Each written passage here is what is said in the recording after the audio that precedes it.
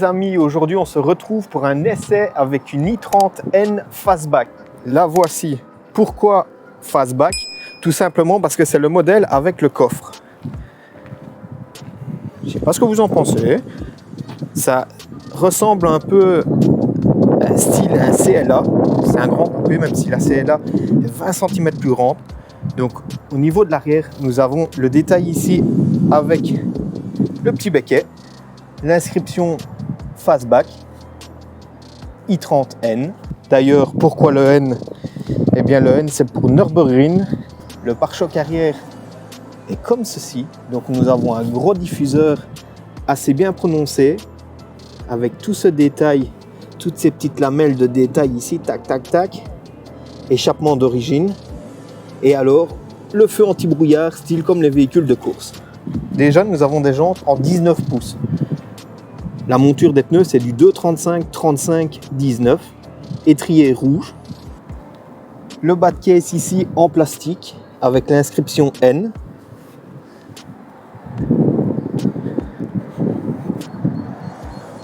Les étriers avant sont comme ceci, toujours en 235/35/19, c'est une traction.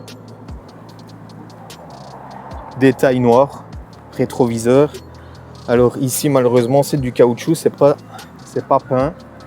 Elle dispose du toit panoramique qui était une option. Alors sur les phases 1 comme ceci, il n'y avait pas des masses d'options. À l'époque c'était déjà des voitures qui étaient très bien configurées. Sur les phases 1 en option on avait le toit panoramique qu'on pouvait avoir et alors l'option de la couleur. C'était déjà des voitures qui étaient très bien configurées d'origine.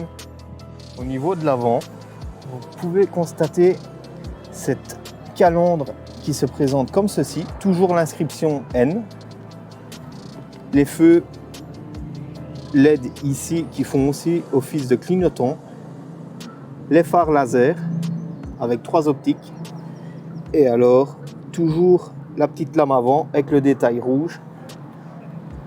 On voit que c'est une N. Les amis, au niveau du moteur, nous sommes sur un 2 litres turbo essence qui développe 275 chevaux. C'est bien sûr un 4 cylindres. Alors ici, comme vous pouvez le constater, le propriétaire a juste remplacé la grosse durite qui va jusqu'au turbo par une durite en silicone. Niveau esthétique du moteur, pas grand chose à dire, ça fait le taf. Les amis, au niveau de l'intérieur, donc ça se présente comme ceci. Donc nous sommes sur des sièges style baquet avec l'inscription N, c'est de l'Alcantara cuir avec surpiqûre rouge. Honnêtement, on est super bien maintenu et ça reste ultra confortable. Nous sommes sur une boîte à vitesse 6 vitesses avec l'inscription N. Alors honnêtement, niveau intérieur, ça se présente comme ceci. Ce que je peux reprocher au niveau de l'intérieur, c'est que c'est du plastique partout. Tableau de bord, plastique, panneau de porte, c'est que du plastique. Même pas de cuir ici ou quoi, c'est vraiment que du plastique. Ça, je trouve c'est un peu dommage, mais il faut savoir que c'est un véhicule, quand elle sortait du concessionnaire, c'est un véhicule qui valait plus ou moins 37 500 €. Alors les gars, il faut être honnête, 37 500 €, on se retrouve avec un véhicule d'accord traction, 275 chevaux quand même, avec des options comme on peut régler l'autobloquant, c'est des suspensions pilotées, on peut régler le régime du launch control et il faut bien se dire que la voiture a été essayée, testée, développée au Nürburgring, quoi. Donc le châssis, c'est pas de la rigolade. Donc, les amis, au niveau d'équipement de la voiture, donc on va aller dans N mode. Alors ici c'est tout ce qu'on peut paramétrer. Donc ici moteur, plus grande réactivité du moteur, donc normal, sport, sport plus. Réglage du régime pareil, on s'est réglé comme ceci, l'autobloquant pareil, l'échappement aussi. Au niveau du châssis, suspension, la direction et le SC. Honnêtement, pour une voiture d'origine, c'est vraiment bien configuré. Donc voilà, les sièges chauffants qui se trouvent ici, le volant chauffant. Ici, c'est le start and stop, les capteurs et également les sièges chauffants. Le système de clim se trouve ici. le volant multifonction avec le bouton de gauche Drive Mode. Donc là, ici, comme vous pouvez le voir au tableau de bord, nous avons mode normal, mode sport ou le mode éco. Alors sur le volant, ici, quand on clique ici, vous allez le voir au tableau de bord, là on passe en mode N, donc avec tous les réglages, tous les paramètres que je vous ai montrés. Au niveau de l'arrière, on est comme ceci, comme je vous ai dit, toujours avec de l'Alcantara, du cuir et des surpiqûres rouges. Honnêtement, on a quand même de la place. Alors les amis, l'ouverture du coffre se trouve ici. Et nous avons un coffre plutôt spacieux avec cette barre anti-rapprochement d'origine. Honnêtement, on voit que le véhicule a été développé sur circuit.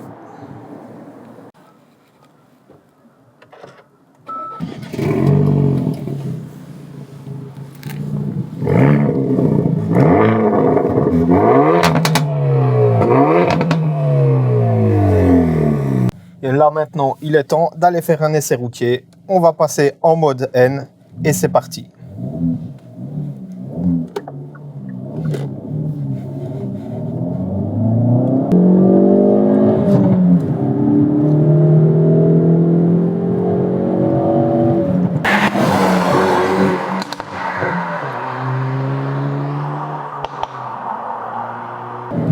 Alors, un bruit qui est plutôt plaisant, on entend vraiment les retours à l'échappement.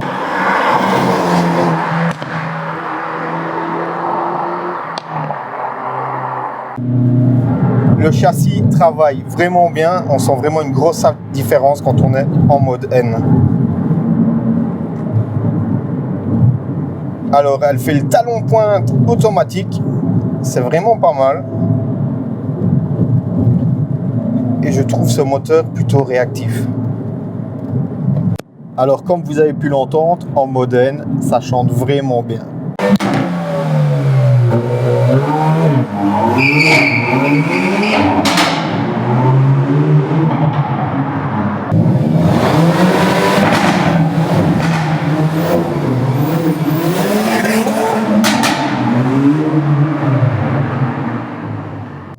Eh ben, les amis, honnêtement, je suis vraiment très content de cet essai.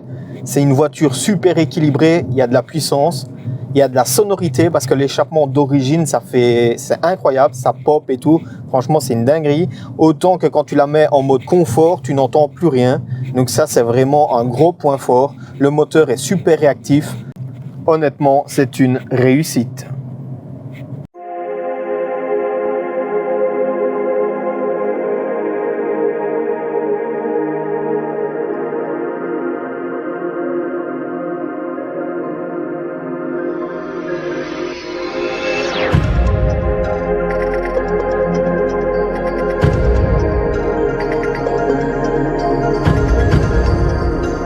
Si cet essai t'a plu, n'hésite pas à t'abonner, d'activer la cloche de notification et on se dit à bientôt pour une nouvelle vidéo. Ciao!